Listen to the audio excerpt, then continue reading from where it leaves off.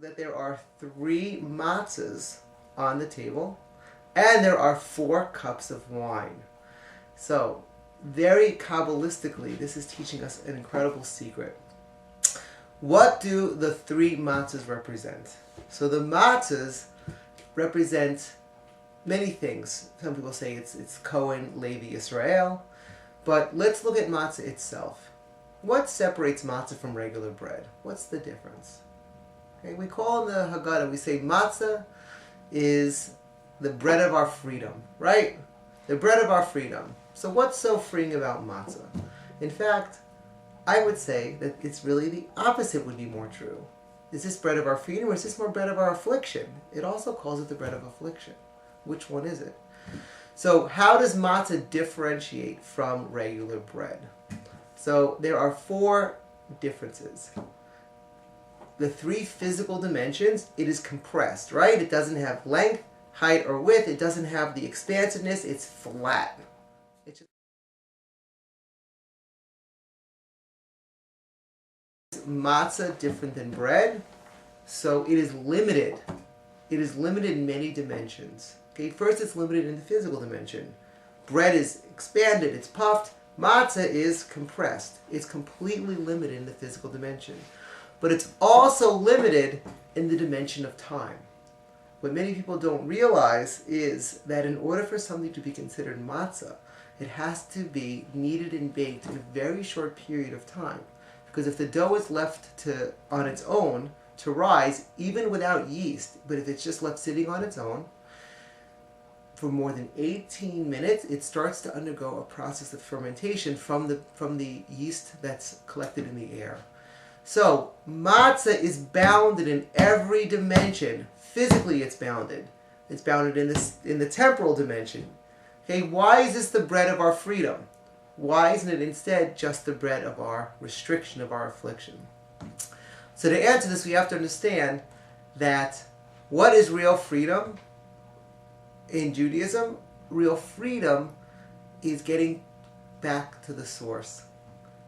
What's in regular bread? You got eggs, and you got sugar, and you've got different kinds of herbs and spices and salts and all these type of things. But a lot of times, all these extraneous things mask the essence of something. What's the essence of bread? What's its most basic component? So if you boil down bread to its most basic component, it's flour and water. That's baked. And that's what the matzah helps us do. It helps us reconnect back into, by eating it, it literally reconnects us back to our source, the most pashut, the most simple part of ourselves, our neshama, our soul. By eating the matzah, we experience first who we are as a physical entity, then who we are as a spiritual entity, and then we're able to create the synthesis between those two. That is the first stage. It's the matzah. There are 3 different matzahs, and that corresponds to the 3 times that we eat matzah in the Seder. The first time we eat it is when we say Hamotzi Lechem min haaretz. Then we eat it wrapped up with our maror in the sandwich, and then we eat it with the afikomen. So 3 times we're eating the matzah. How many cups of wine are there? 4. 4 cups of wine. So wine is an incredibly spiritual substance. What is wine? What's unique about wine? So everything in the physical world, or just about everything, has a very similar property. What happens to everything in the physical world over time? As it gets older, as it ages, what happens to it? Does it get better, or does it get worse? Does it improve, or does it deteriorate?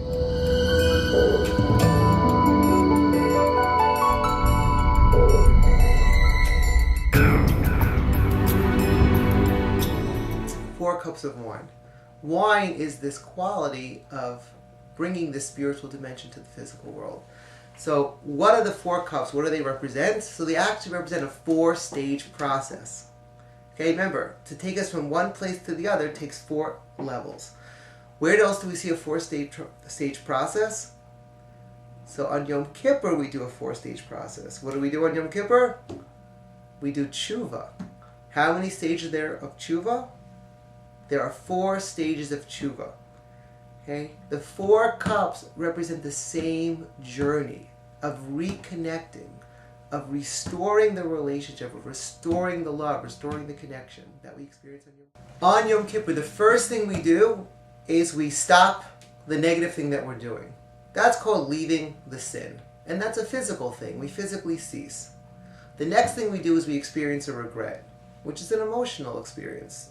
It's gathering the emotional resources to change. So first we have a physical step, then we have an emotional step. The third step is an intellectual step. We make a verbal declaration to God. We confess what we've done wrong.